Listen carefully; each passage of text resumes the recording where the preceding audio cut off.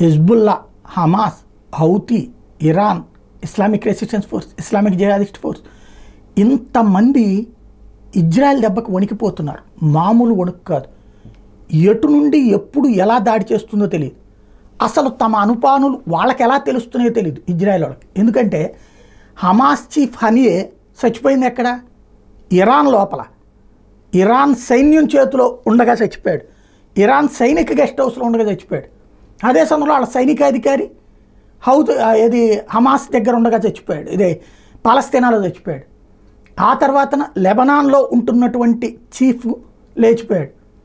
ఇక్కడ విశేషం ఏంటంటే రకరకాల వ్యూహాలు పన్నుతున్నారు. ఎన్ని వ్యూహాలు పన్నినా ఫైనల్ రిపోర్ట్ ఇజ్రాయెల్ దగ్గర ఉంటుంది. లేటెస్ట్గా జరిగింది ఏంటి? హిజ్బుల్లా 650 మిస్సైళ్ళు ఒకేసారి వాడటానికి సిద్ధపడింది. ఏది? ఇజ్రాయెల్ మీద 650 మిస్సైళ్ళు.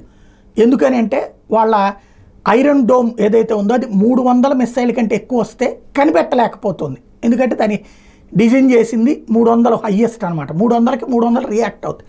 కానీ 600 వస్తే రియాక్షన్ ఎట్లా చేయాలో తెలియక గందరగోళ పడిపోతుంది. ఆ గందరగోళంలో ఇజ్రాయెల్ లోపల వివిధ ప్రాంతాలు చిన్నాభిన్నం చేయాలన్నటువంటి ఎత్తుగడ. అలాంటి వాళ్ళందరూ లాంచ్ చేసి ఉదయం 6 గంటలకు ముహూర్తం పెట్టుకున్నారు అటాక్ చేయాలన్నట్టు. అంటే అదంతా ఆ హెజ్బుల్లాకి సంబంధించినటువంటి నేవీ చీఫ్కి, హెజ్బుల్లాకి సంబంధించినటువంటి సైనిక కమాండర్లకు మాత్రమే తెలుసు. ఆ సైన్యానికి మాత్రమే తెలుసు. వాళ్ళ దగ్గర మొబైల్స్ కూడా ఏం లేకుండా చూశారు.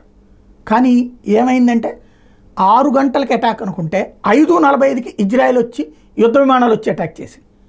మొత్తం సర్వనాశనం చేసి వదిలిపెట్టినాయి. దగ్గరగా ఓ 1,20,000 మిలియన్ డాలర్లు, సారీ $120 మిలియన్, $120 మిలియన్ సంబంధించిన సంపద ఒక్కసారిగా బూడిదైపోయింది. చివరికి నేవీ కమాండర్ లేచిపోయాడు. అసలు ఎట్లా వస్తోంది ఇంత సమాచారం ఇజ్రాయెల్ దగ్గర అన్నది అర్థం కాక తలపట్టుకుంటున్నది ఇరాన్.